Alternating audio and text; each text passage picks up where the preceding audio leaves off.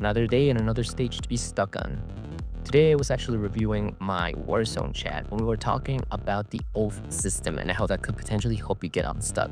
So if you're like me, you probably haven't even paid attention to this. You've probably just been clicking like auto equip or quick add on all of these and just praying for the best, right? But apparently there is a way to maximize it. So I actually played around with it a little bit and I'm gonna make a couple of adjustments.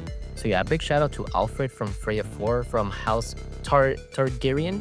He actually was able to kind of explain to me how the system worked, and I was actually able to push through the stage that I was stuck on. So I'll show you guys kind of how I managed it, and then hopefully you guys can replicate this, and I'll give you some pointers of some things that I noticed that could power boost this part of your account that might conflict with some other stuff in the game. So ideally you're gonna want to do faction first and then your classes. So what you want to do is you go to here to unequip all, and then once you have unequipped all, you're gonna go faction by faction first based on whatever you have on your team. So for example, I'm running a primary elite team, so you can actually just go quick add. And so what you can see right here is I'm at C+, right?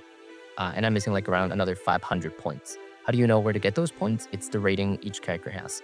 For example, if I go here, Genie has 262, and then you can see King of Beasts has 243, etc. Right? For example, here with my Fire faction, I'm able to go all the way up to B. However, I'm right at the middle of B, so we don't want that. We want to be as close to just barely reaching each rank, and repeat that for all of the factions and colors, etc. I would want to take out somebody like Fenrir, for example, and put Flame Witch. You can see that knocked us down a little bit lower. We want to be even lower so that we're just barely above C+. So then we would remove somebody like, instead of 591, could look for a 501. See, that still puts us at B, but we can still be lower. Let's go for a 321. See, that puts us very low at B. And then let's maybe go for a Fire Witch. See, that actually gets us below C+. So 591, we maybe want to go back to a Fenrir. See? And now this puts us just barely at the B rank. Now, why is this going to be useful? Now that Oberoni that we had, that 903 value, we can actually place her on this team and then start doing the same thing, right?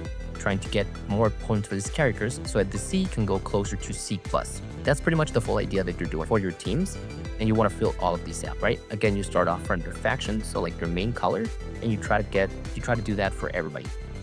Alright, other than that, how do we actually get more rating points? Those seem to be directly tied to the star level of your characters, and it does not take into account anybody that you have in resonance. Anybody that you have here that has additional stars, that does not count. Even if you could fodder and get those stars by yourself, they do not count towards your oath level. So maybe sometimes or some units you might want to actually star them up just to get the value out of the oath system, because if you resonate them, you will not be getting this. Depends on how much fodder you kind of have.